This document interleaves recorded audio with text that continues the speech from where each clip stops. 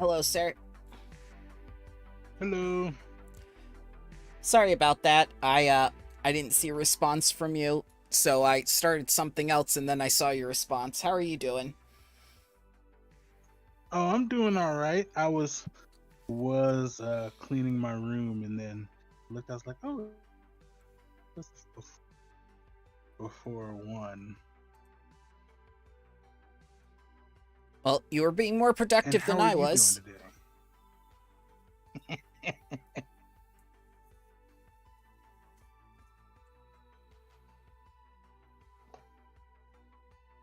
Did you have a chance to It look has over the been. PDF yet?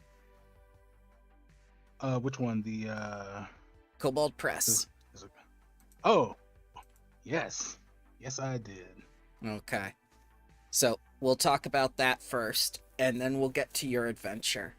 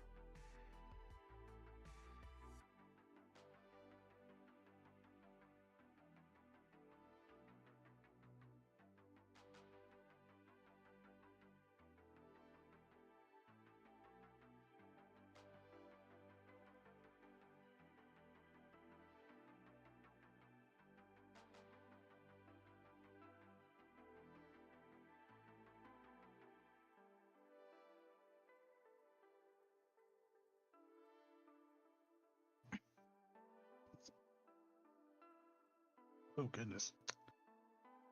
What's up? Oh, just needed to take a drink real quick. Oh, yeah, take your time. You've got 5 minutes. All right, I have the PDF up,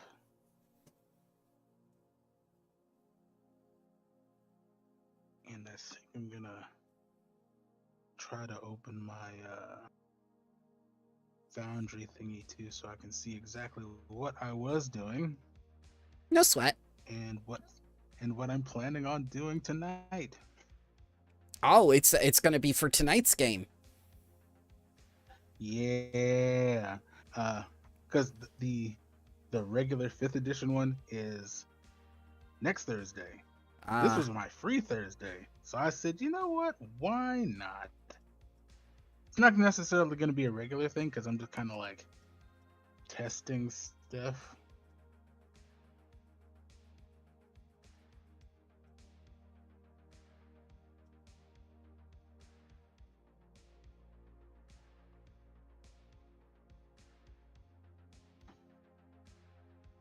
Oops, that's the wrong one. That's the fifth edition game. I need the Pathfinder game.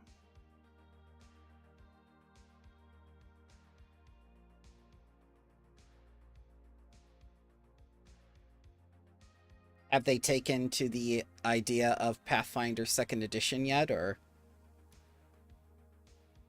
Um, well, it two of the no, actually three of the four players uh have never played Pathfinder before, but they are in my fifth edition game for Thursday, and they said, "Hey, why not?" So Did you take a that's look at the where Humble that went. Bundle? I did. Uh, hadn't had a chance to buy it yet, only because it's not that I'm broke. It's that I have a check that I have not cashed yet, and I probably should do that from my adventures in jury duty. Oh no. My roommate just went through Oh that yeah, too. that was a whole shit show. You need not say anything, sir, because what he went through in his, I can't even repeat on YouTube. It was horrifying. Oh, Yeah, it was pretty oh bad. my. It involved minors, and I won't say anything else than that. That sicko deserves to be, yeah. That's an interesting coincidence. Oh God, please don't let it be the same person, because he's wanted in It several probably isn't. states. He's wanted in several Oh, states. no. It was a Chris Hansen situation. Yes, Put it that way. so was his. Holy shit! It's probably the same guy. There are God, I multiple hope witnesses. So many families were affected by this guy. Oh my God. I haven't heard anything locally about it because I've been deliberately not looking. Right. He want wasn't the allowed to detail. look either. Oh, I mean, didn't even get selected for the jury. I'm like, listen, whatever happens to him happens, and Yeah. I'm not on the jury, so it is not my business. He basically told them flat out, you know, like, he's raised children and stuff before. He will not be impartial. That man was guilty. So he was dismissed. Mm-hmm. Oh, what's wild is half the jurors that were sitting up there, half of them were teachers at local high schools around here. Oh my God. Oh. And they were like, "Oh, I can be impartial." I'm like, Well, after how many children y'all are you've liars. helped? You've got to be kidding me. I'm like, y'all are liars, but okay. Yeah.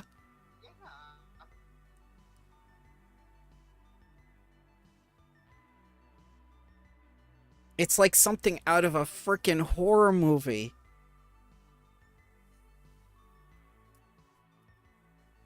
And why they weren't stopped to begin with. Oh my God.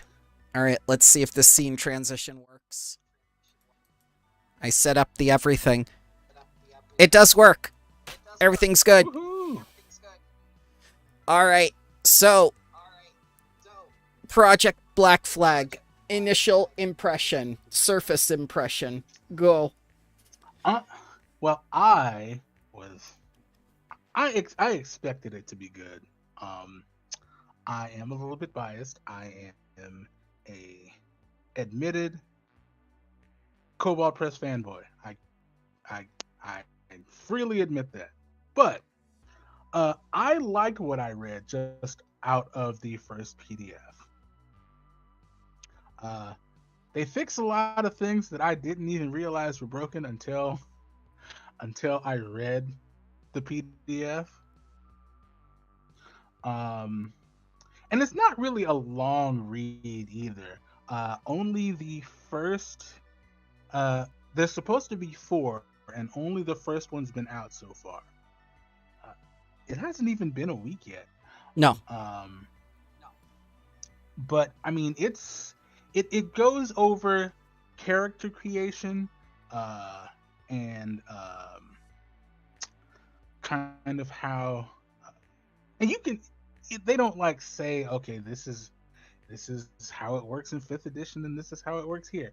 It's similar, but the differences definitely make a big difference.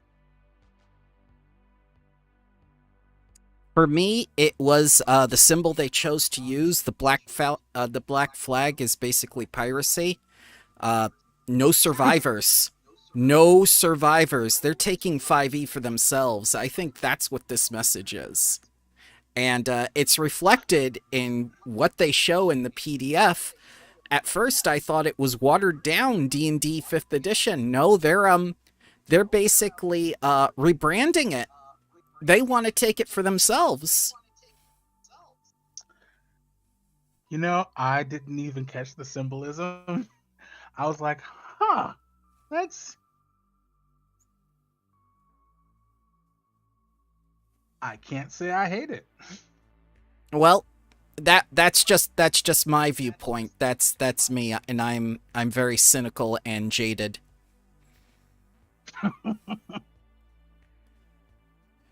So the things you said were broken, you didn't realize were broken. What were those? Well, it was something that I realized. I did kind of realize, but it's one of those things that a lot of people just accept because, oh well, you know, 5th edition is all we have. The illusion of the only system that matters being D&D.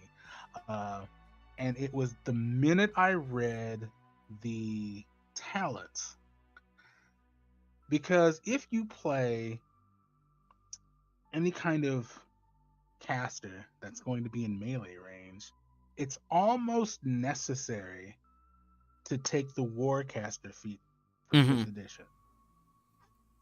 You don't have to make that choice in Black Flag,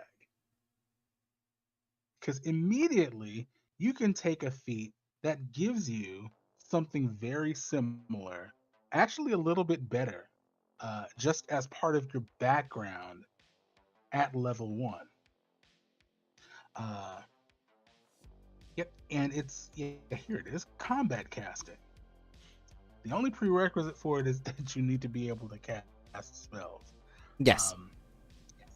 And basically, it gives you at level 1 what you would have to wait for level 4. Unless, you know, you're in 5th edition and you're playing a variant human. But that's the thing, right?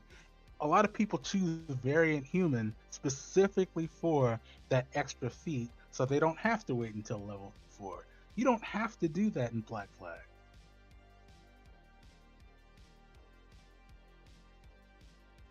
So you saw with Pathfinder, they don't always have attacks of opportunities on the monsters and the players like they do in 5th edition, right?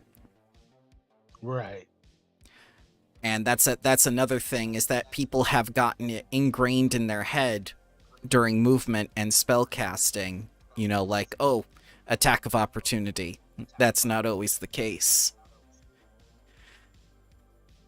How about their idea of the races being lineages and heritages and Pathfinder system of ancestries and stuff? What do you think of that? I think I like it because it makes it more customizable on the player's end. You can kind of like, you can tailor your players like your player. You can tailor your character's story a little bit better and have it reflected mechanically. One of the nice one of the nice things I noticed, me being me, I read dwarves first. So I really love that the stone cutting equivalent in Black Flag includes metalwork now. Mm-hmm. I was like, how did nobody think of that before? Well, Because I certainly didn't. the thing is, with D&D dwarves and stone cutting and everything, that had to do with architecture, and it was a much bigger picture, because the skills in D&D 5th edition are extremely limited to, say, Pathfinder or other systems like D100, where you can actually have, you know, like a real specialization, not just, oh, well, this is what you get as a sailor. You know, you can drive a vehicle, and that's it.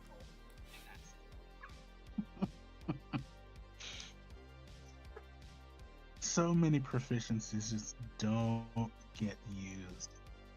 It's one of the reasons I like the society skill in Pathfinder, is because it can basically do almost anything, even forms of diplomacy. and it gives you information about societies. I really need to keep that in mind because it's one of those things that it's not that it doesn't get used often, it's that I don't think of it as often as maybe I should.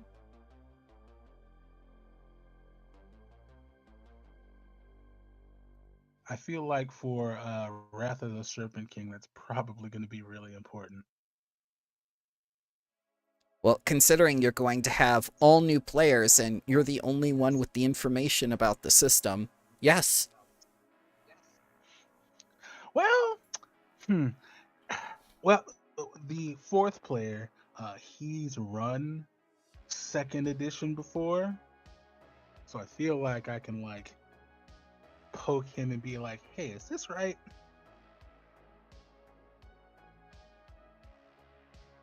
All right. So basically, what they'd like to do with the campaign setting is they're going to tie together all their already pre-established IPs, and they've even included homebrew in basically their universe. So any homebrew you have is already tied to this, as far as they're concerned. As far as, wait, are we still talking about Black Flag? Yes, we are, Or sir. yeah. Oh yeah, because I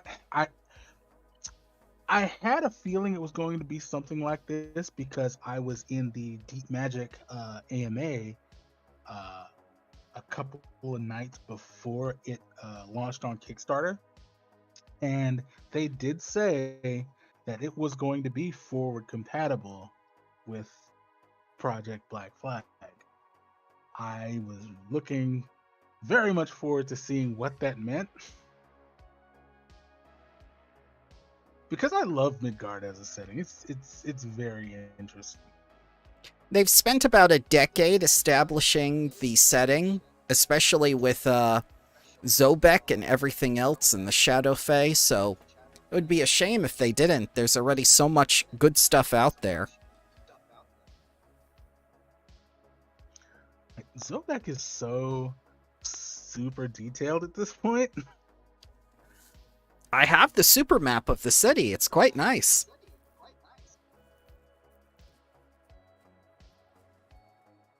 All right. So basically, they get into what is core fantasy role playing, what is a role playing game. These are the very, very basics that a new player who has never played a TTRPG will need to know, and what to do with the dice. Basically, what you need to play, the elements of core fantasy. And this is where it started to look like D&D 1, and I got very, very worried because they kept on using heroic characters and heroic adventures. You know, I noticed that too, and on one hand, I kind of get it because I have had games where the most derailing nonsense happens because somebody wants to play an evil character. And the more I read it, the more I realized it's not necessarily evil characters per se that are the problem. It's that people don't know how to play them in a group setting. And I feel like that's something that DMs need to talk to their players about if it becomes like a weird disruptive issue at the table. I have gone through this several times before. The players themselves are not meant to be the source of conflict for the campaign itself. They can be a source of conflict for the other players, and that can lead to some very good roleplay, but they are not meant to be the actual quote-unquote villain of the campaign.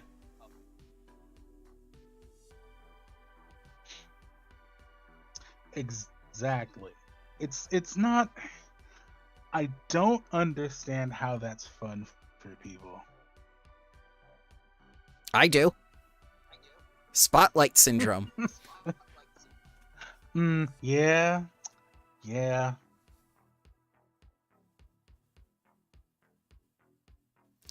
So basically, it goes into 5 different things, showcasing what exactly is going to happen. And number 5 is conflict. That's something a lot of players forget, is that there will be conflict.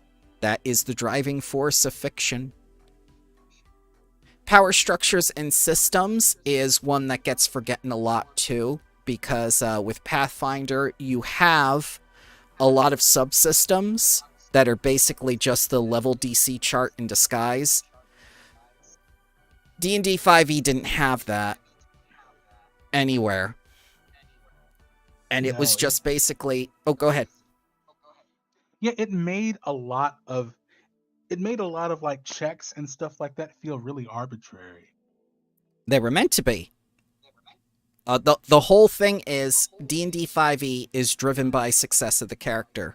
The moment you fail, the campaign is over. With other systems that give degrees of success, that allows you to continue with failure.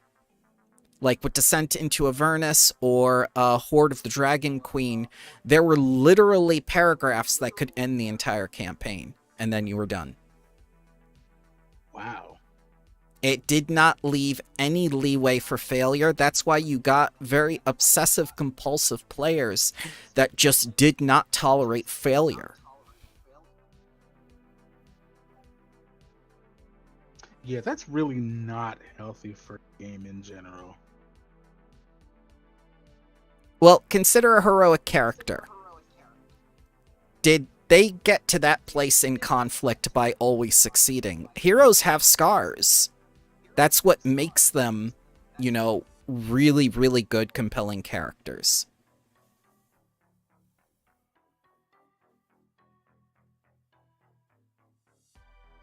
I absolutely agree. Okay. Regular character creation. Choosing class, character concept. The very, very basics of 5e. Nothing has changed here. Absolutely nothing. It's even a point buy system that is almost identical to 5e. They are literally stealing the system. Not in a bad way, in a good way. They're pirates. Black Flag, take no prisoners. Lineage and heritage. This is the thing I think people will get caught up on the most, because anyone who's a pure 5e player is going to say, oh, it's race. And it's not. We got into the discussion with subraces and what it meant to be subhuman a couple times now. This makes it much, much broader for someone to be considered a heroic character in terms of who they are, more than where they came from, but also with what is unique about them. Because now we're getting into systems and worlds where humans, even though they're the main population, they're still not the only ones there, and now you'll see people that aren't typically human or completely different from humanoid. Not just in Starfinder, but in regular worlds. Especially with this whole infinite labyrinth thing. So hopefully we will see some non-humanoids in the mix or something.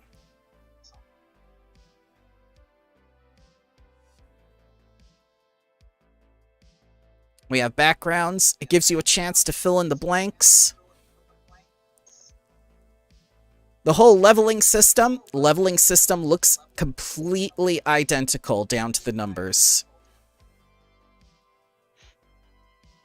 Yeah, I thought for a minute maybe I should like do a comparison to see if they're the same. It definitely feels like it's the same. Option for milestones, same thing. Mm-hmm. Then the heritage traits. You said you looked at dwarf. They have the Fireforge ones and the Stone Heritage ones. I doubt that will be all. Oh, go ahead. Yeah, I was gonna say I first saw the Fireforge dwarves on Kobold Press's blog. I did not I'm not sure what I expected, but I didn't actually expect to see it here. Hmm. That's kind of a pleasant surprise.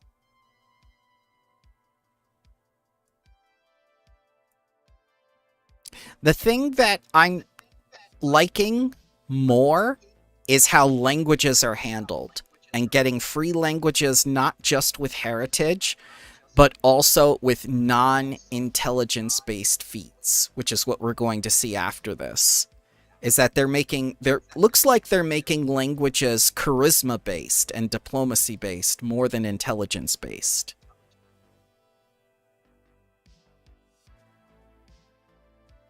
Yeah, that was one change that I did like because that was something one of the players yesterday commented on about Pathfinder because they didn't know that they got extra languages based on their intelligence score. Oh yes, yes. And you They're, can also they're take a just whole linguist archetype. they're so used to just kind of taking what they're given with fifth edition system Yeah. that they weren't used to being able to make that choice for themselves. I was like, yeah, that's a Pathfinder thing. The best part about it is when society ranks up in terms of mastery, you get more based on the linguist archetype. So you get even more languages the more you learn about societies, which makes sense. And here, Interesting. you can basically talk to elementals.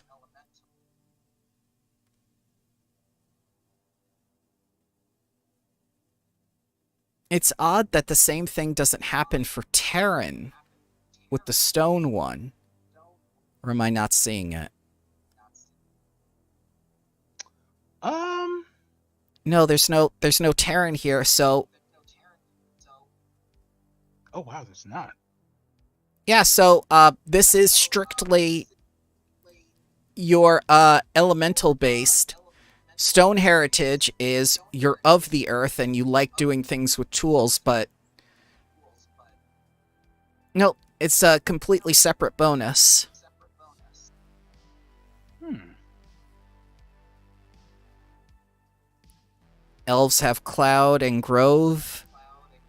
So I think they're still looking to keep all the fantasy tropes the same, where elves are more connected with nature. That's a little disappointing, but I guess they're just trying to lift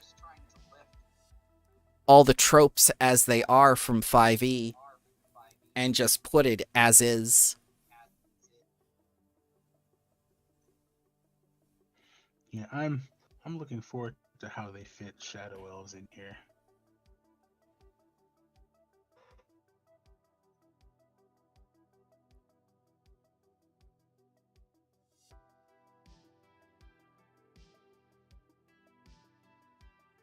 After reading through Court of the Shadow Face so many times.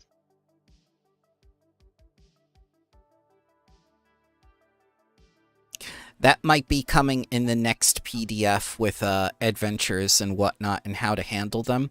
I'm really hoping they have degrees of success rather than just the pass-fail system. And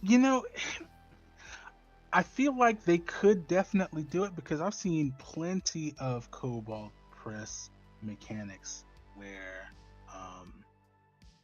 like, if you fail such and such check by 5 or more, this extra thing happens. So there's definitely Kobold Press precedent for it. Mm-hmm. Um, I'm really hoping that those aren't just kind of one-off things.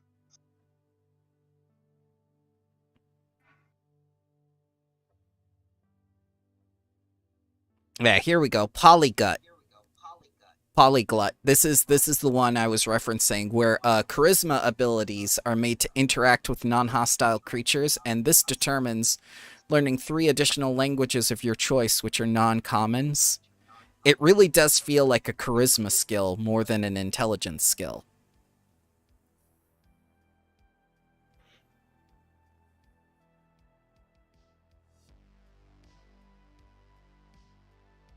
Combat conditioning looks Oh, basically like toughness. Yeah, that is the tough feat. Yeah. But but you get an upgraded hit die in addition. Oh, I missed that. That's on the next column. That I love a lot. So you could be a buff wizard, and this would completely make things easier for you, not just with the extra, but with a whole different class die.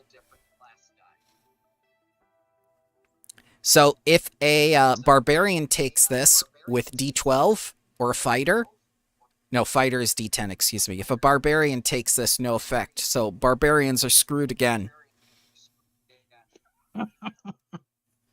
So fighter could be on level with a barbarian. That would be nice.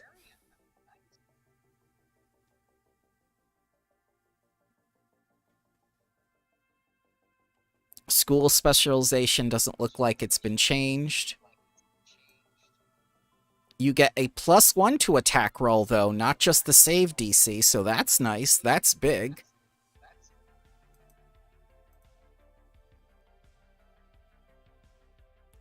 And you can select it 3 times, so you're not restricted to one school.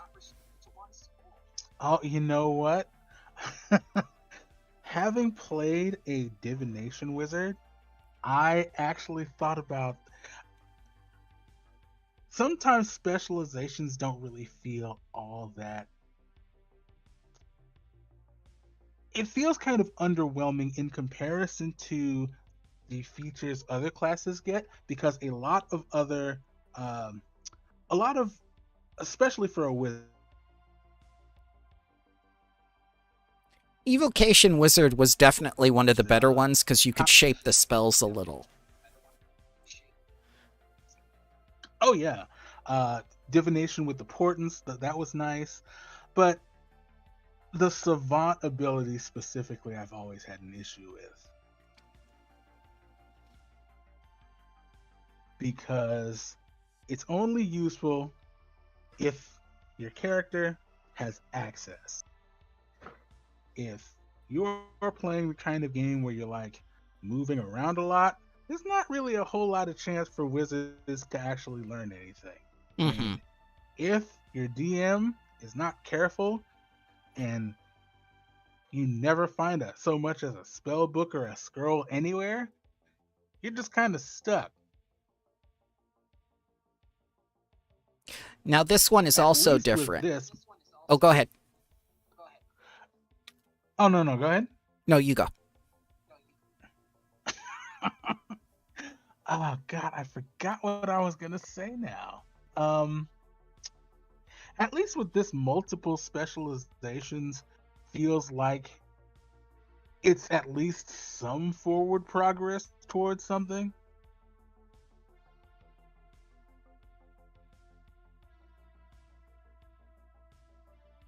Oh, we have another different one with Armored Combatant. In addition to the +1 to AC that you would get, it also grants you, similar to Armory Mastery, only instead of a certain amount of DR, it's your proficiency bonus for non-magical attacks rather than a set amount, like Resistance giving half. Ooh. I know one of the things that made Heavy Armor Master terrible is that it only reduces damage by 3, Mm-hmm. which sounds great if you're first level. Yeah, this seems like it would follow you, like it would get more powerful with you. That would be much nicer. That way the feat doesn't feel like you wasted it for the later levels.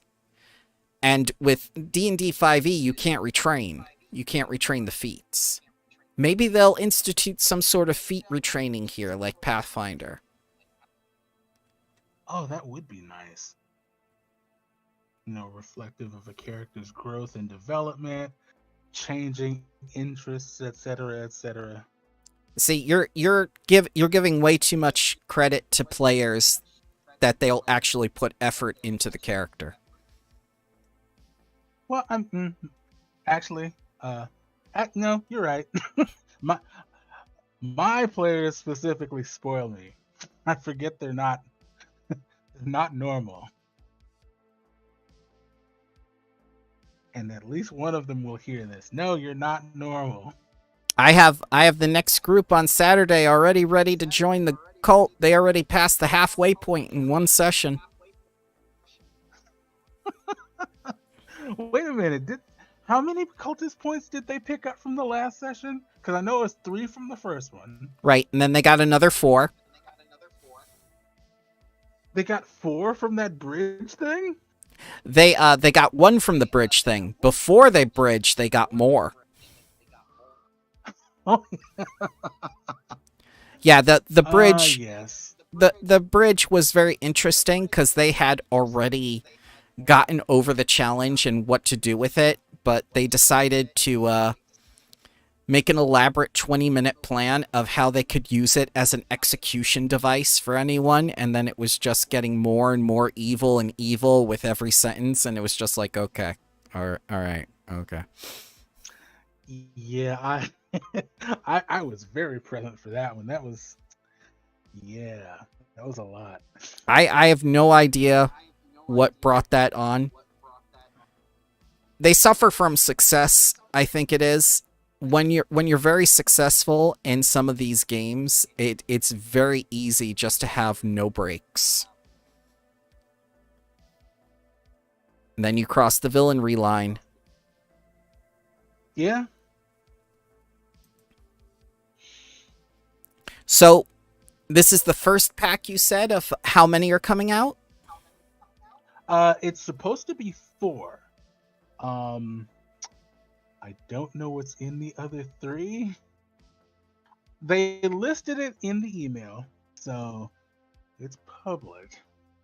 I just don't remember. I would hope that the next thing that is coming is either a test adventure or possibly something to do with the magic system and also the degrees of success. That's what I'm hoping for. Degrees of success within the skill system, magic, and test adventure. Those are the 3 I'm hoping for.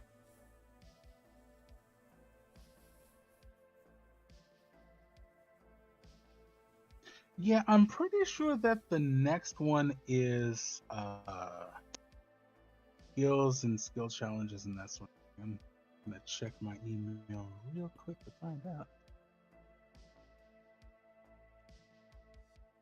Because if it sticks with the pass-fail system and we have to deal with people just like throwing dice in our faces before we even get the chance to say anything, why bother? Why bother even having the DM have, the call anymore? Just give them like a little list. Because the blind rolls were the best thing in Pathfinder, where people were just like, oh god, I could fail and not know it. I could fail a lot and not know it. Especially with knowledge checks, and that at least added to not, like metagaming information, and that was really good. If you could preserve that with to. Go ahead. Yeah, I'm gonna have to get my players mentally prepared for having to make blind rolls because I don't know that they know that's a thing yet. They have to. If you've read either the Player's Guide or the Kroll Rule books, you will see that for Pathfinder, that is part of the system, especially with secret checks that have to do with perception. Knowledge checks are kept blind so that you don't metagame information, and you are allowed to ask questions based on those rolls. It's something that a lot of 5e players have a problem with because they feel as though that they know what a monster is and what the weaknesses are because they are veterans of the system, they're experienced with fantasy, and they feel that that knowledge should carry over from game to game, and that is not the case. Oh, no. Absolutely not. Like, I had a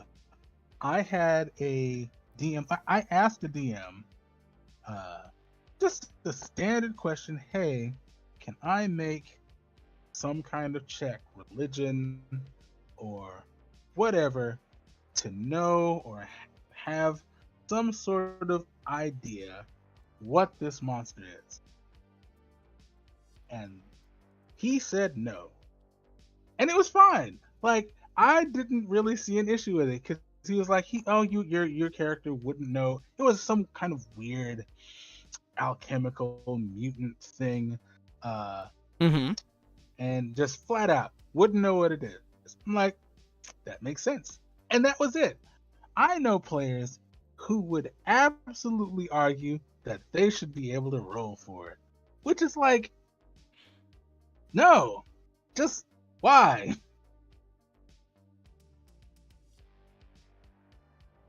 Here you go, sir. I'm going to boost your volume a little bit because they said chat said you're a bit low. Again? Yeah. Oh, wait, that was new... too much. That was peaking. Let me reduce it from 5 to 3.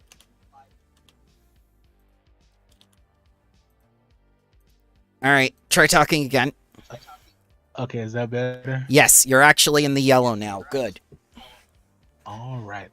I need to pay attention to where my mic is positioned. Yeah, Lander has that same problem, especially with headsets. The condenser is at least nice because I have at least a cone in front of my face I can talk into.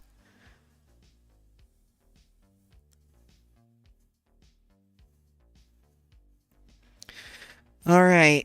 So, any last thoughts for Project Black Flag? Not really. I really hope they go in a positive direction with this to kind of mitigate some of the things that I really don't. Not that I don't like them about 5th edition. They could just be done better without having to homebrew everything. I think at this when number 2 comes out. Yep. I think at this point it's just going to come down to with how D&D 1 is going to work out. It's going to be the same situation as 4th edition. 3.5 was carried over by Pathfinder. I think Project Black Flag is meant to do that with 5th edition. And the same way that Pathfinder kind of took over 3.5 while they went to 4th edition and failed, that's what Kobold Press is intending to do while they go to D&D 1, because D&D 1 right now looks like a complete disaster from what I've seen.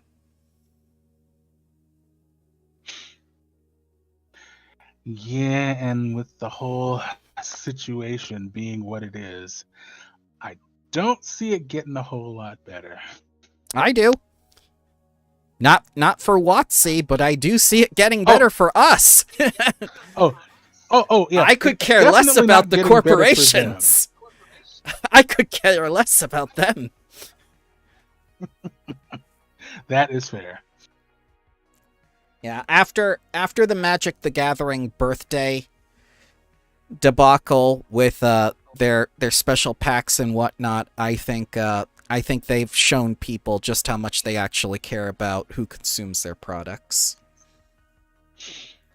Well, 40,000 to Oh, go ahead. According to Chris Cow, all gamers are basically the same. So I hope not. I really hope not. I mean, definitely honest to not. God. But that's what he said, and I was just like, huh, okay. I know for a fact I'm not the same as you. Oh, definitely not. Like, no two gamers are alike. God, so no two communities are alike. I hope I'm nothing like Quaid. You know, like nothing bad on Quaid, but I'm nothing like that man either.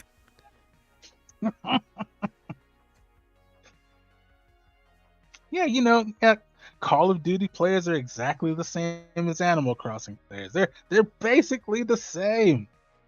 Dear God. Has this man even consumed any of his own IPs? You know what? The going story is no. Does he know what dice look like? I have heard that this man has never played a game of D&D in his life. But certainly he knows about the iconic characters like Tiamat and whatnot that are official property of Wizards of the Coast that he is a herald of. Debatable. Okay, so simple question. What does his Twitter look like? I don't know, actually. What I have not checked. Where is he I'm, on a social media presence that you could actually check something about this man and how he is related to the products he provides? God, that's a really good question. I Be- kind of want to know now. because if you can show me him in a social media setting, I can basically look through his history and everything else to see if he has at least mentioned or even posted pictures of the same. Because right now, everything connected to D&D 1 is from a Saturday morning cartoon that was old when I was a kid. And that was 42 years ago. They are literally using the Scooby-Doo children from the D&D cartoon with the baby unicorn as the D&D 1 characters.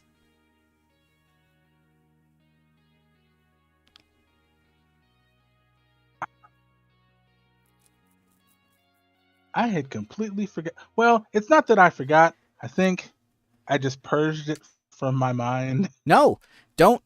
This is what people did with 4th edition.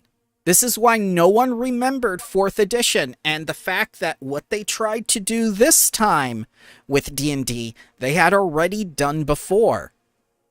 This is twice.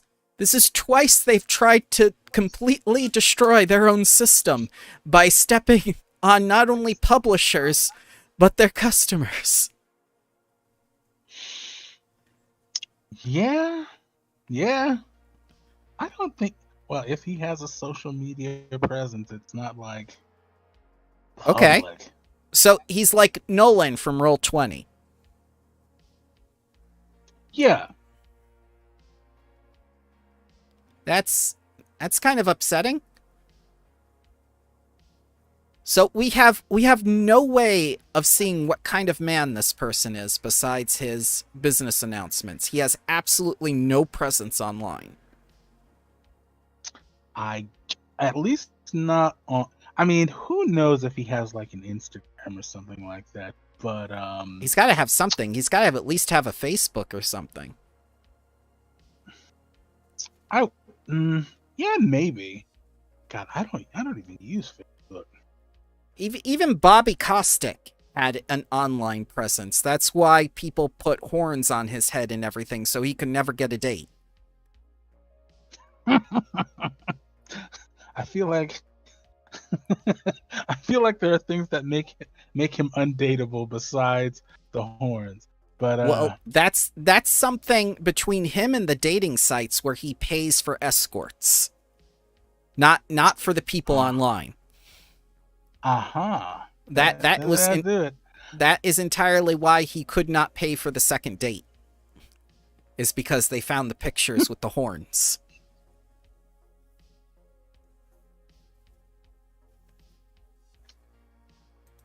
All right. So all the groundwork is there.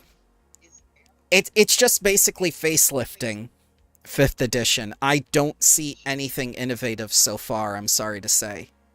And the thing with lineages and ancestries, that's something that Pathfinder has already done. There's nothing about degrees of success or success system. There's nothing about the actual, proficiencies other than a bonus. There's nothing to say about how you get more of something or how you lose things. There's the second packet better be bigger than this one. It needs to have more. Yeah. We need to see more of something that isn't just 5e clone. It's okay, we have you. And if that's going to be Go ahead.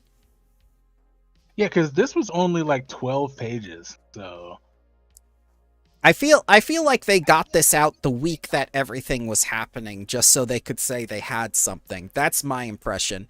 I think the second packet will be much meatier. I'm hoping anyway. Yes, please give me something to read.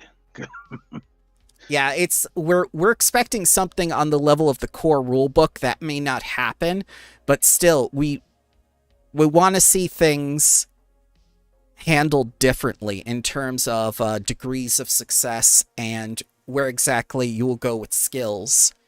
Because again, with Pathfinder, you can earn income from skills. You can do a lot of things with skills you could not do in 5e, and it felt like there was more in terms of what you could do with just society or, like lore skills. Lore skills are a big thing. Or crafting skills for that matter. Yes, crafting is huge in Pathfinder. That's immensely helpful.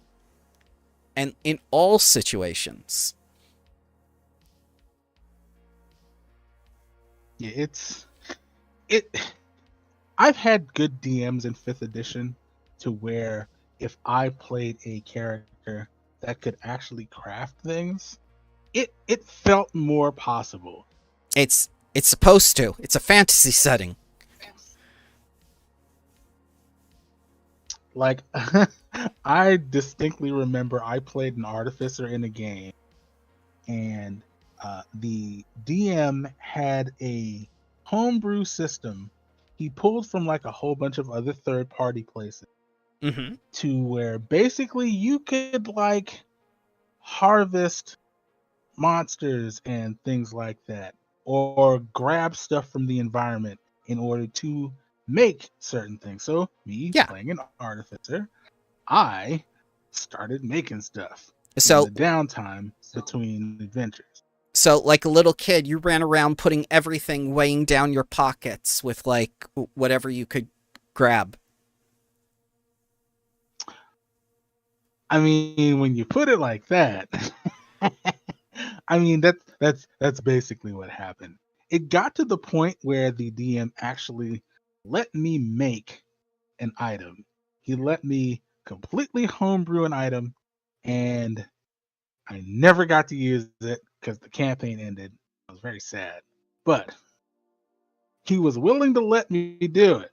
Yeah, that's a far cry from people who tell you that crafting is useless and that you're basically going to be a cart wench, which is not the case. No, like, honestly, it's something that I wish players would do more. Okay, so degrees of success are something we definitely want to see from Project Black Flag, but a crafting system, a new skill system, and a new crafting system, something to feed into that. That's something we want to see. That's one of the packets we want. Oh, yes, absolutely. Okay. So two very good ideas for packets. Now what about the last packet? What are you expecting to see to round all of this out? Like combat? Um, oh, yeah, definitely like detailing how combat should work. Um, I stabbed the water.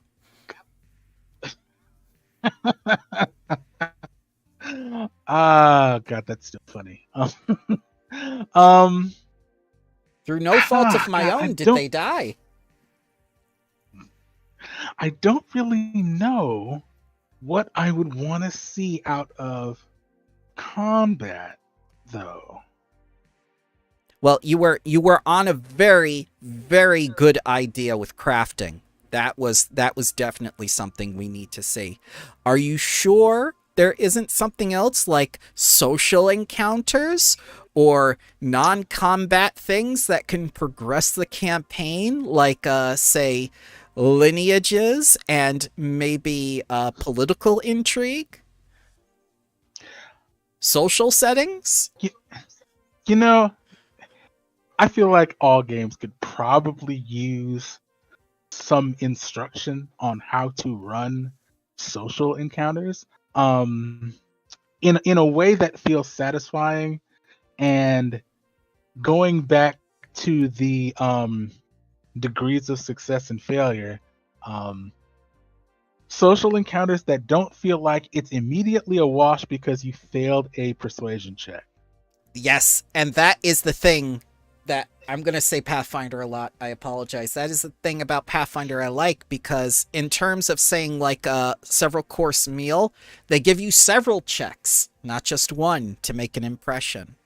So making an impression doesn't come down to a single check on a single person.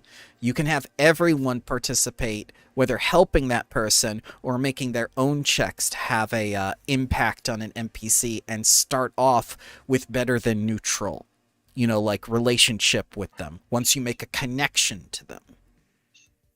Mm-hmm. And I've kind of tried to homebrew that with Unterra with varying degrees of success. Nobody outright hates the group yet. But all Okay. it takes is for somebody to say the wrong thing. Well, that's just the thing. That's like the group on Saturday where you suffer from success. They don't know how to stop. There's no stop. There's just like, oh, we keep going. It's just like we stop the bridge. There's no armies coming. Okay, let's turn it into a graveyard. Okay, let's turn it into a killing machine. Okay, let's make it into a ravine of death. It's just like, no. Calm down. Stop. People get very excited when they play, and it's nice, but they have there's very little room for boundaries. Yeah, sometimes people just don't know how to like reel it in. Yes. All right. So, any last thoughts on Project Black Flag now that we've talked it to death, basically? No, I think we've covered everything. I'm just kind of just measured anticipation to see what they do next. Well, we know what we want now, so we can gauge what comes out. Know what we want. Yeah, we can gauge what comes out because we have expectations now of what we want to see. And that might be good feedback to give them too. Oh, we'll see what channels we can go through to give that to them.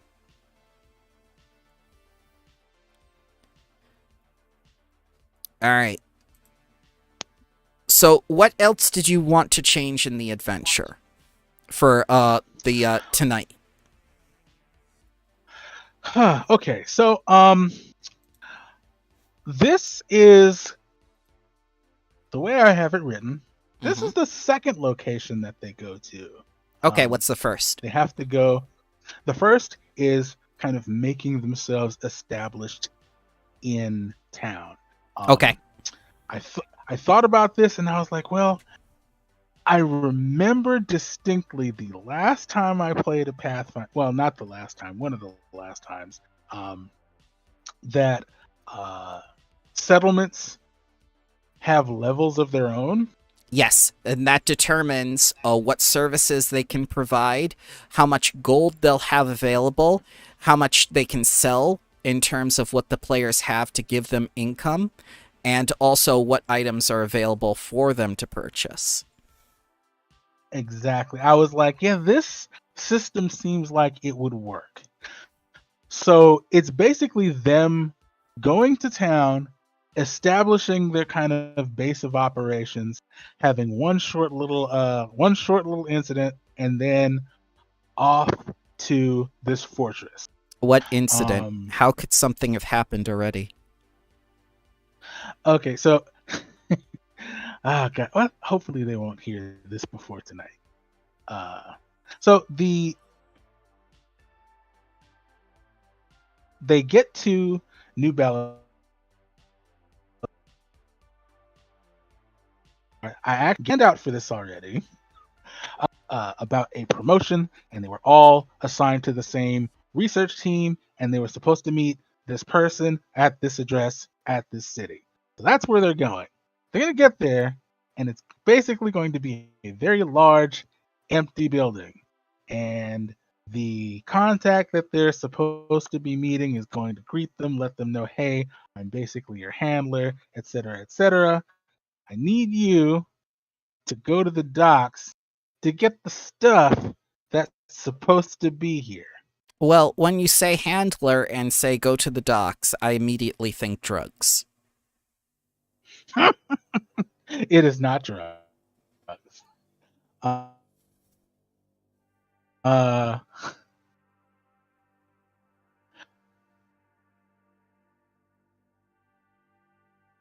Kind of a liaison between operating, and basically he's the guy that kind of smooths things over if things go wrong, uh, makes sure that uh, they get what they need in order to uh, publish their findings to the archaeological society, etc., etc. Um, but the building is empty, and he's just like, "Hey, I need you to go get this stuff. Go get the stuff. Somebody tries to steal the stuff." This is sounding more and more like a drug exchange. It, I didn't think about that until you said it, and now, yeah, it kind of does. I live in a very low-income place, sir. It does not take much. It takes a Burger King parking lot next to a trailer park to make a drug exchange. That's fair. No, stuff is, well, technically, it's like, alcohol. It's basically their base of operations is basically a rundown tavern. That's kind of like that's pretty much it. But there's nothing in it. Like there's no. I kind of wanted to do something like I don't know if you're familiar with Acquisitions Incorporated. I am. I remember hearing that phrase, and I saw a few of the performances and whatnot, and then they did a published work. Yeah, it's sort of like that in where the PCs are kind of they're autonomous, but they're also kind of responsible for where they get their income from, whether it's like dealing with things in the city or these artifacts that are lying around that their liaison is going to be having them chase. So he's a the fence. course of the campaign. They have legitimate funds, and then they have this where they fence goods. I hadn't thought about that specifically. But now that you say that, I'm pretty sure they're criminals. They're not criminals. Well.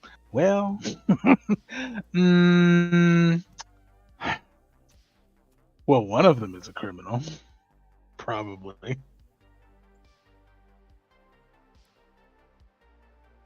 But that's spoiler territory. Ah. So what eventually leads them here is that they want to get the ring as one of the artifacts for their handler, or? Yes.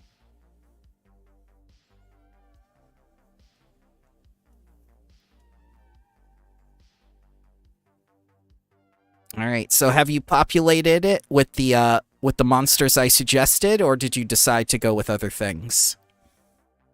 I did populate it with the monsters that you suggested. I was kind of part of me wanted to I wondered if there should have been like one or two more. There can be in here. You could always add more skeletons. Or when it comes to the trap situation with the altar and stuff, where that is, you can easily place a monster inside that room, like a construct or something. Ooh, That reminds me. That was one thing I changed. Was The the construct? oh no, not the construct. The room with the trap in it. Yeah. I actually made a handout for this. Let me see if I can find it. If my folders are, yep, where they're supposed to be. Because I figured I should. It's not so much that I wanted to make the puzzle easier. I wanted to make it easier to explain. I hate puzzles with a passion. Yeah, I'm the big puzzle riddle guy. Nobody likes my stuff. But I was like, you know what? I feel like this makes sense, and I should make the effort. Where is that? I mean, it's basically just saying 4 words that are spelled backwards. That's not that bad. And I changed it from Latin to actual English. So, let's see. Where did I put it? Oh no. Did I not? Oh. Maybe I didn't put it in here. Oh no. It's in my Dropbox. That's why it's not there. Well, I'm glad you looked before the game tonight.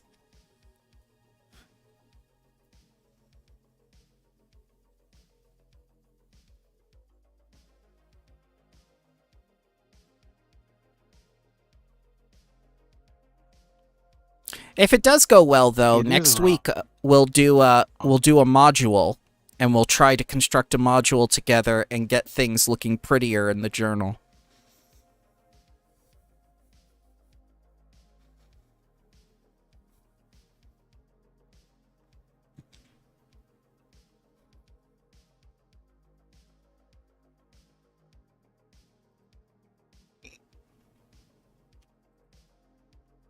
Okay, here we go. Sorry about that. My internet decided that it wanted to mutiny on me again. Not a okay, problem. I found it. I saved it under the wrong name.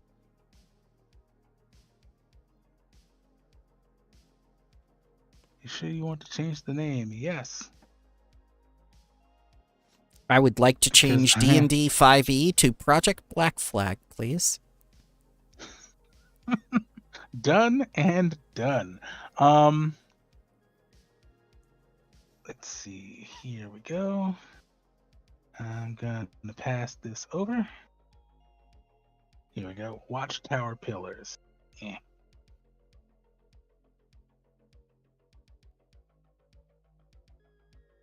Okay. Well, let's take a look here.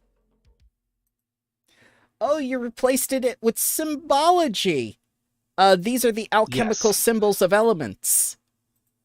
Yes. They aren't going to understand that. You've just made it harder.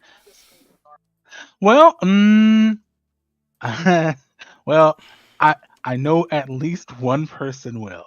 Well, the visual aid itself is a great idea. And if they don't, they can roll for it. Let's see here.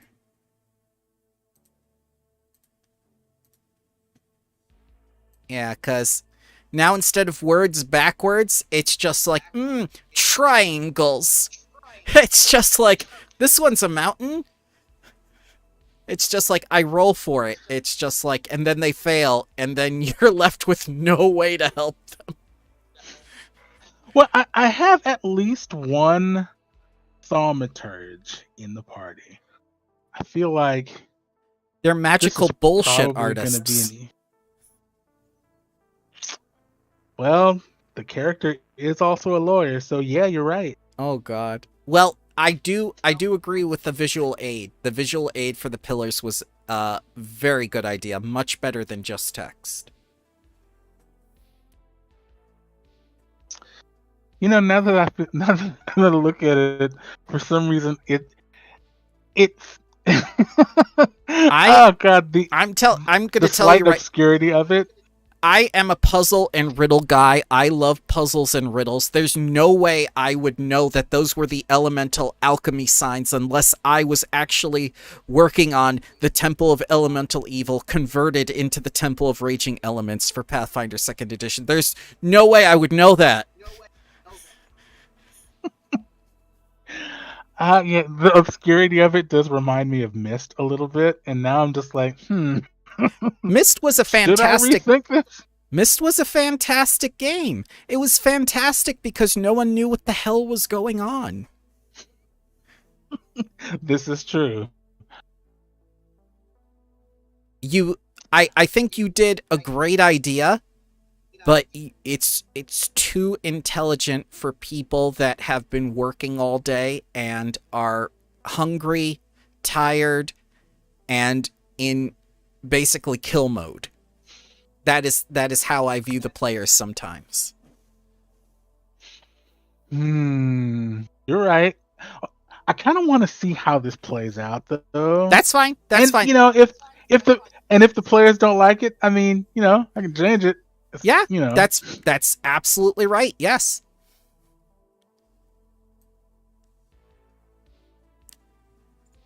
Visual aid, best idea ever. So yes. Yeah, because after seeing like some of your customized visual aids, I'm like, why don't I do that more often?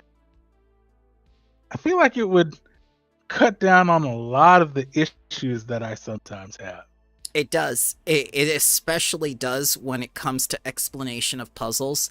Like that door in the Magambia we took a look at, that once you looked at it, you were like, clock.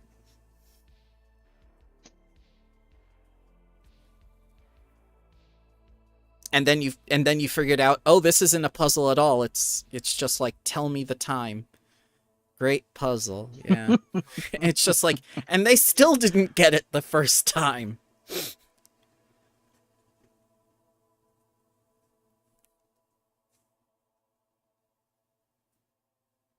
No, but that's good. That's good. I'm glad you changed that.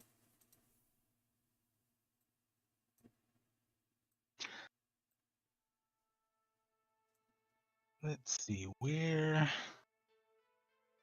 The mimic in the tree is still the same, or did you change him? Oh, I kept that. I was like, I've never run a mimic before. So I was like, hey, why not? Yep. And the best part of it all is the first time they touch it, no save. The adhesive gives no save. It's just when they try to free themselves.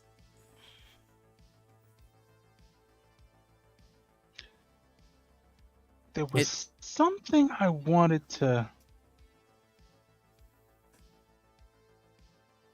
fix, but I don't.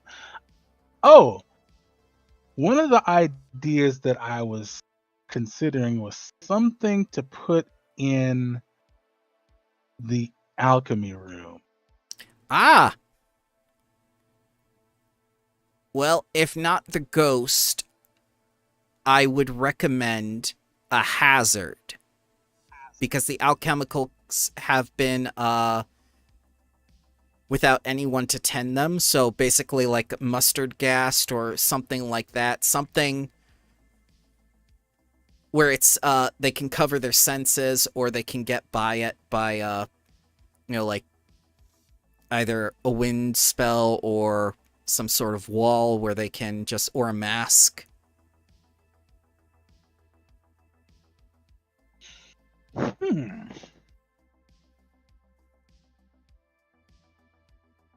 Yeah, my first thought was a hazard. I'd what to put in there. Other than that, I would suggest an ooze, like the leftovers, basically. But an orchard jelly is going to kill this party. I'm going to tell you that right now. Lander has TPK'd an entire party on these things. Ooh. Yeah, I don't think I want to go that far. Yeah, because electric arc won't work. Slashing weapons make it double.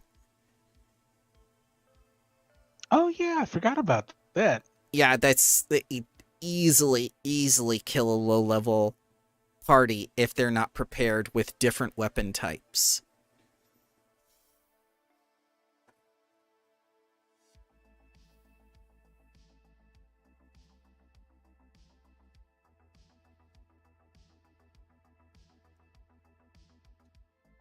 Let me see, do I have the bestiaries loaded? No, I do not. I have got entirely too many tabs open. Getting lost in my own stuff. Don't get lost in your own stuff, Gordon. There we go.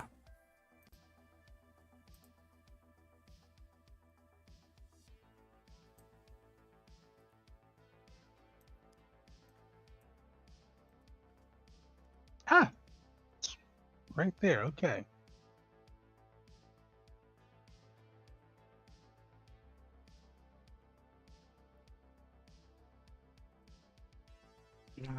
No, it's not gonna work. That's too big.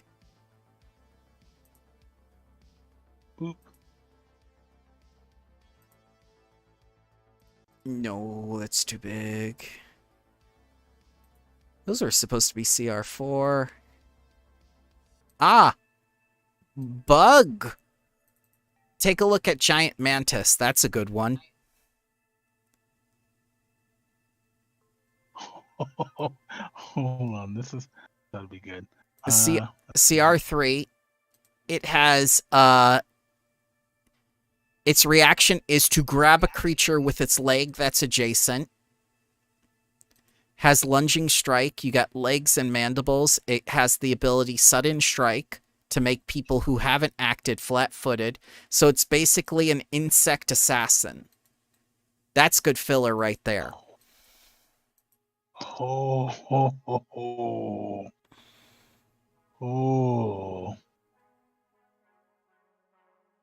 And that's good. best of all, it's an insect.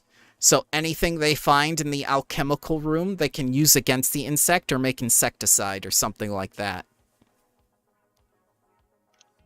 That's really interesting. So they can use elements of the dungeon to help them. Even though the place is completely demolished, they still have their base skills.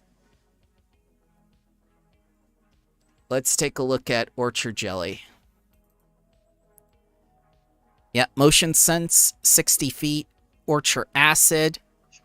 Damages only flesh, not bone, stone, wood, or other materials. So all the skeletons that are running around this place, especially the big skeleton, they don't care about the Orchard Jelly because it doesn't eat bone, just eats flesh. So that could work, but that's only if you're being very sadistic.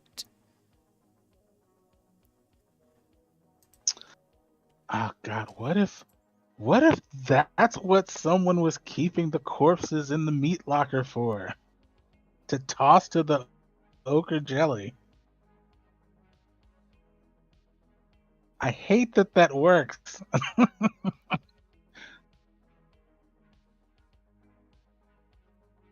No, Will-o'-the-Wisp is too much for them.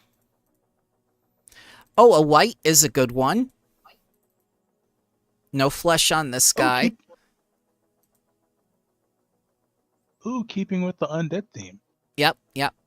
White would be good. CR3.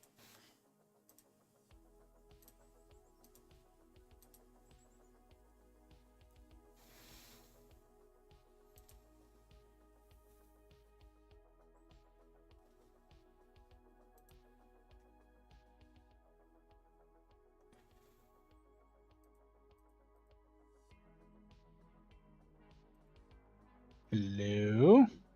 Hey, just looking, seeing what's up. Hello, sir. Ooh, you sound like you've been up a long time. You just woke up. Nope. Nope. Just going through some things. We were discussing Project Black Flag before, and now we're helping Iron with his adventure before we discuss temple stuff. Ooh, that's awesome. Oh, how'd you like the Black Flag? I didn't. I'll be honest with you. I didn't. They've done nothing. Was it rushed? I think it was rushed because they wanted to get the first packet out. That's basically what my impression of it was. Think they needed to test it more outside the bubble? It has not been Well, tested not so yet. much. Not so much that. It just felt very basic. So it needs more meat. Yes, it does need more meat.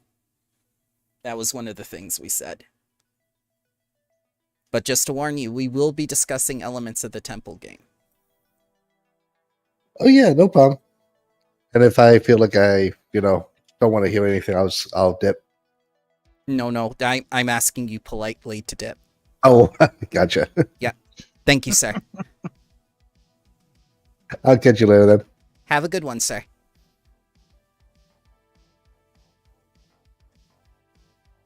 All right. I think you have more than enough monsters. Oh yeah, I think that the white will do it. Yeah, there's no reason to have any animated creatures here.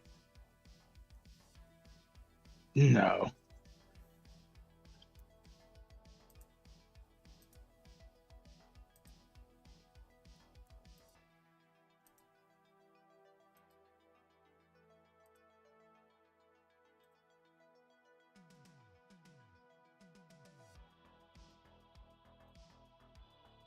As far as, I still kind of have to figure out like treasure things, but that's not really gonna take a whole lot of effort. Yeah, that's easy. That's easy. Now that you've determined the nature of the ring itself and what it's going to do as an artifact in the campaign, that's all you really need. Everything else you can just say, like, oh, you find this much left over from the victims. Yeah. So far, the ring feels very much like a MacGuffin. I don't have it actually doing anything yet. I don't know if that's a problem. It has to be somewhat apparent because of what happens with the giant skeleton and also with the pillars.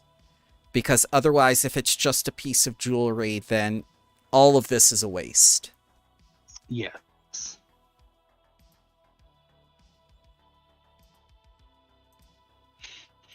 I feel like I need to figure out some contingency for, hey, what if the PCs keep it? Or worse, if they wear it and attune to it? Well, that's the first question you have to answer before tonight. The PCs aren't... Let me not say that.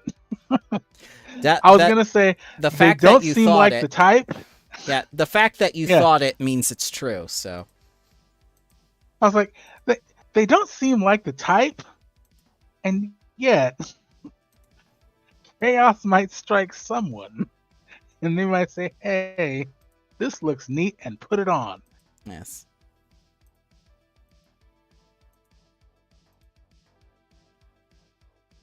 Well, if they ignore the warning signs, there's basically 2 handwritten letters here saying that the ring killed us, the ring is remaking us into awful things. I mean, if they can't pick up on that much, then they deserve to die.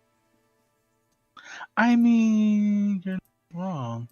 Ooh, that reminds me, I need to make the second letter. I actually did the first one. Oh, good. I had a lot of fun doing the first one. Yeah, the handouts. I was like, wow, it's... Yeah, I found like a free parchment background. I found font that I liked, and I just went to town with it.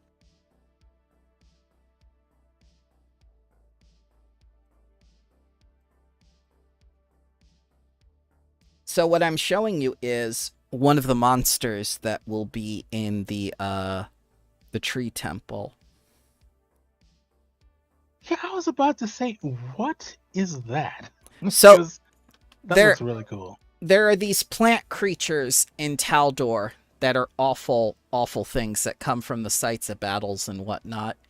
And they're basically proteans. These are Ooh. very chaotic creatures. And of course, do not forget the fire kobold. We will be seeing him again. He will have a different token and whatnot. Ooh, okay. More nobles. I've got...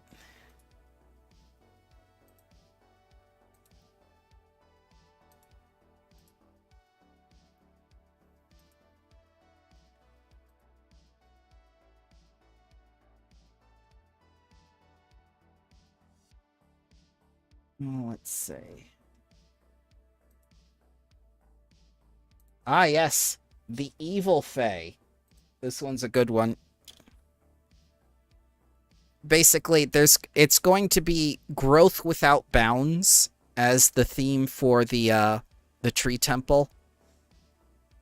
And there's going to be an actual power plant that is a plant that produces like nuclear fission.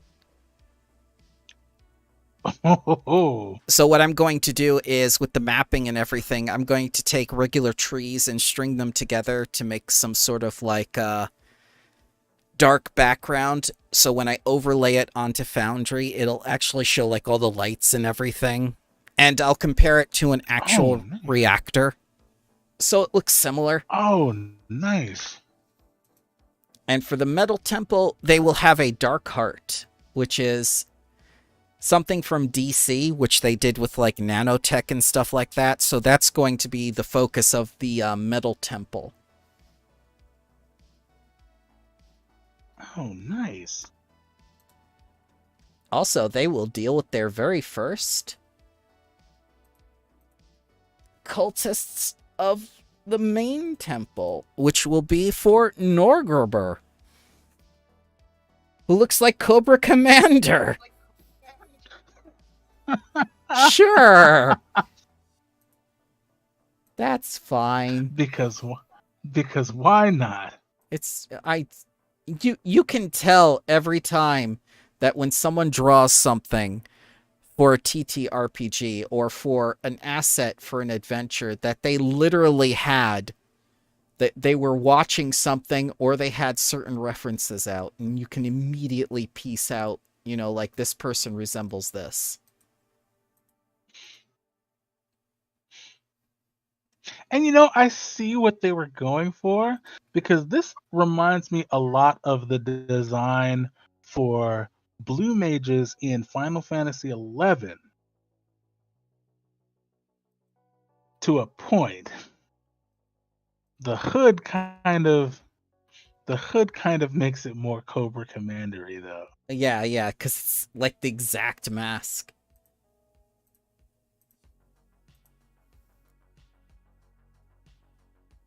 Yeah, because like the design in 11 was basically like this veil with the helmet, and they pulled that off without it looking like this. So,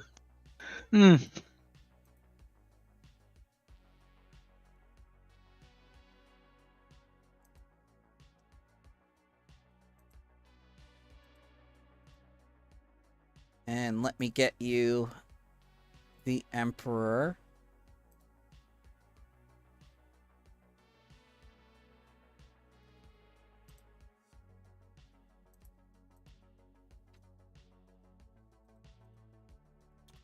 This is the guy who's going to be hunting them now that they have the cultist points. oh, He is an inevitable. He is the first Emperor of Taldor. When he died, he ascended to the plane of law and became basically this thing which makes people honor oaths and whatnot. They uphold the cosmic law. Make sure, you know, like, nothing falls to chaos and whatnot, so he very much wants Taldor to be great again. And that means destroying the temple. And of course, prepare yourself for Mega Hitler. Oh no. Yes. The third emperor of Taldor Society, Mega Hitler.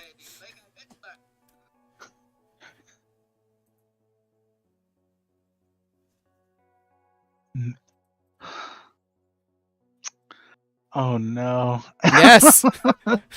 Yes. When you said Mega Hitler, I'm like, oh, this is an exaggeration. There's no way. And then I looked at the picture. No. Remember what I just said about having things open when they do the pictures. And then I zoomed in on the picture. I was like, damn it. It's definitely what they were going for. Also, this is one of the alchemists that they will meet. Did it post? I don't think it posted. It posted a URL. It didn't. Yeah. Hang on. But I that's fine. Clicked it and got the image, and oh Lord. Yeah, what is that? It is a spider person alchemist, but it's not the good kind of spider people from the Magambia. It's the original evil spider people. And they live in Taldor. And also, they're going to be visited by the druids of the temple. Oh, it did it with that one too. Hang on. I got this. Let's see if you can pick out what looks unnatural about them.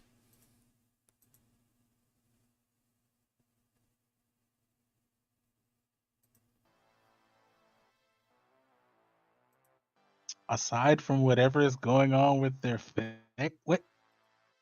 with their everything? With their everything, yes. Yeah, I was like, because at first I thought maybe something's wrong with their face, or maybe that's a mask. And then I scrolled down to see where their skin is exposed on that left arm. That's like, oh. Yeah. Then I scrolled all the way to the bottom to see what's on the ground, and it's like, oh. So that's. The temple has worms that walk as its druidic force. That's disturbing. Yes. And also, I have more relics of the Crown War for them.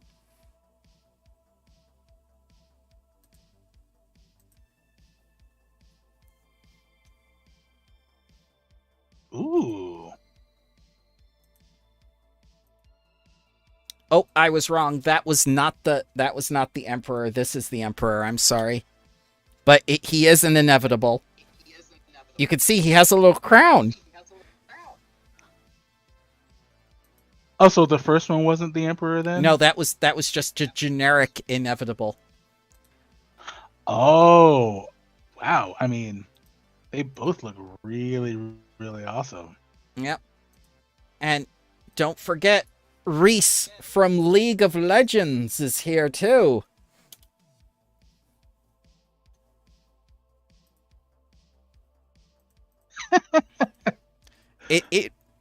I was not kidding about the whole, like, they have something open when they do these pictures, and you immediately know where they're from. Yeah, like the Emperor, I get very Mordekaiser Tryndamere vibes. Right? Yes. And he will be in the Metal Temple. Because that's where the bears are. Because one of the bears is his chosen, which is the Judge Dredd. I am the law. Chosen by the first Emperor of Taldor. I can't wait to see this. Yep. So, the last thing to do is just the maps. And that's going to be all until next week, and that's what I'm going to bring to you next Thursday. Okay. And then I we'll do the really pretty wanna, module. We'll make the journals pretty. because I really want to see how that how the power plant turns out. So the way that I got the inspiration for it is, have you played a free game called uh, Path of Exile? Yes. Okay, so in Path of Exile, there was an event called, I think it's like the Growth or the Garden, and you basically, there's this woman that comes to you and says like, it's time to go to the garden now to plant the things, and you do all like these electricity poles and stuff to feed like all these seeds you find, and over the course of the adventure they grow and then they turn into monsters and then you have to kill them for equipment. Ooh. It's not like the main focus like it was when I started playing, like every season is a new gimmick. But all the gimmicks are there. Mm-hmm. Interesting. So basically there's like these telephone poles of electricity, and there's like the it's separated by color in terms of power, and the plants themselves are the color of the power that you use from the seeds or whatnot, and then you fill it based on how many monsters you kill, and then you can use it to change items or do other things with it. Mm-hmm. Let me see if I can get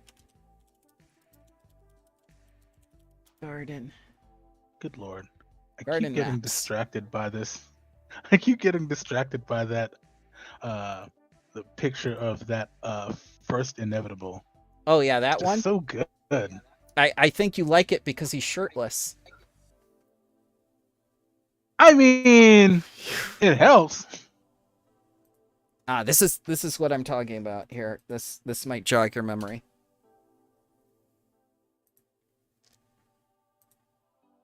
It was the Harvest expansion.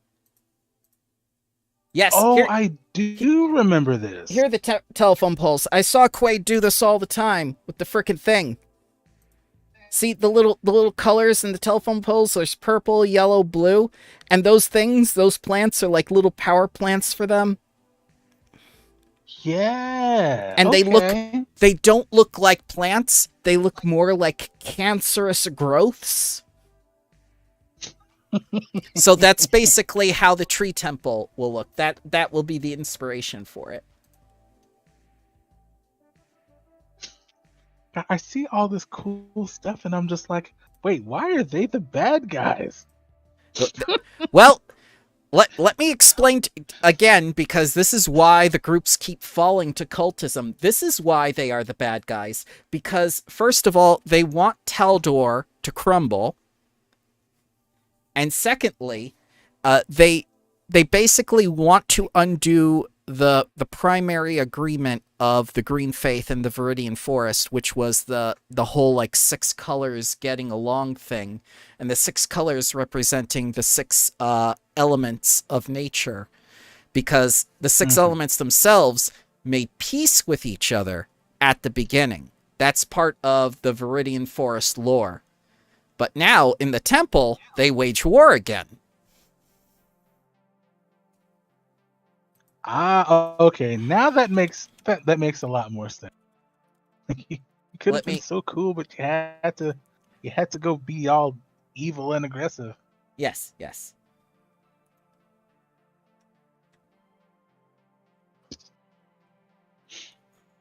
Let's see.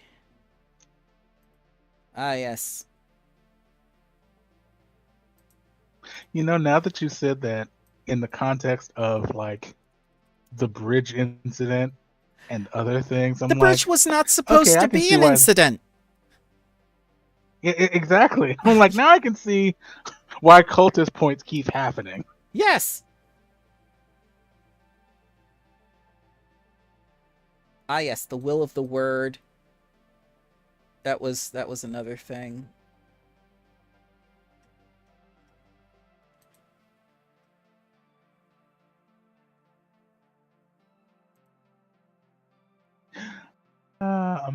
I'm just waiting for a cult point TPK, to be honest. But that's already happened. Yeah, It that's why happened I to the said last another group. one. They don't need to be no, they don't need to do it again. Don't encourage I mean, I them. hope they don't. I hope they don't, but I feel like it's a possibility. No, we have to. This is why I took them out of the fire water temple, is because I knew. I was just like, that's enough, children. We have to move on. We have to keep testing other things. Oh, God. Old Faith. Let me try Old Faith. I want to find that for you. I know I read it.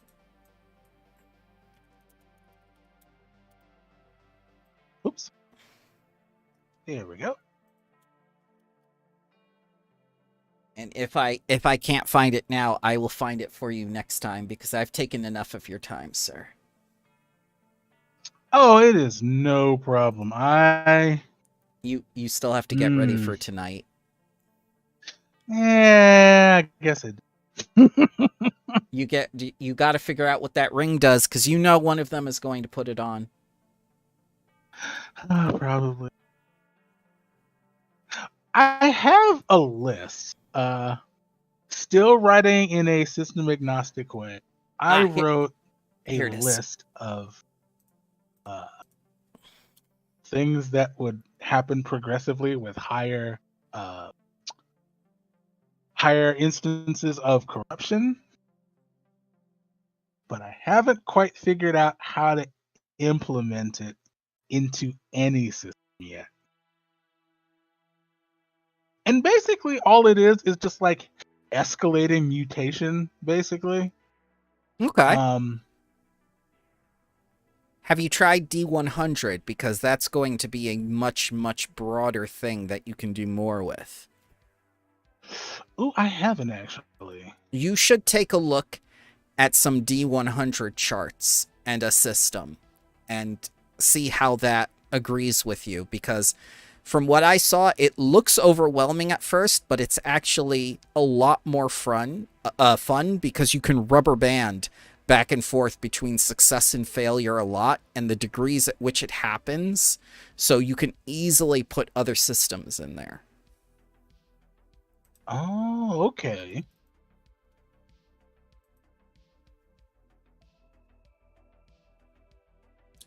All right. Yeah, there were factions that started within the Old Faith, and that's what originally started the whole concept. That's where I got the idea to put the Temple of Elemental Evil in Taldor, because of those original 4 factions.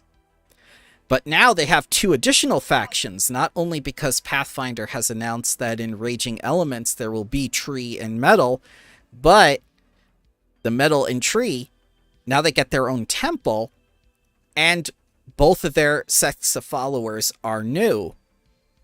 The Worms That Walk Druids are new to Taldor. They are a recent of the Crown War, as are the Uplifted Bears. Interesting. So now there are 6 factions.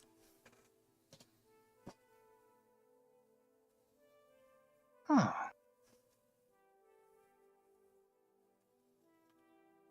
And hopefully when everything gets done in time for Raging Elements, they'll have an adventure to take a kineticist on, because we'll be getting an iconic kineticist soon. Imagine, you can actually talk to fire. Ooh. Alrighty, sir. I have taken up enough of your time. I wish you luck with the rest of your prep. Thank you for the help, and I'm glad we got to break down Project Black Flag a little bit. I wish there were more. I wish they had given us more. It really felt like they just wanted to have something. Yeah, they really just kind of threw it there. Alrighty, sir. Next time I shall have maps for you. Hooray! And after the maps, All right. Well, we shall make a module. okay. That works for me. I will be here. Have a good day, sir. All right, you too.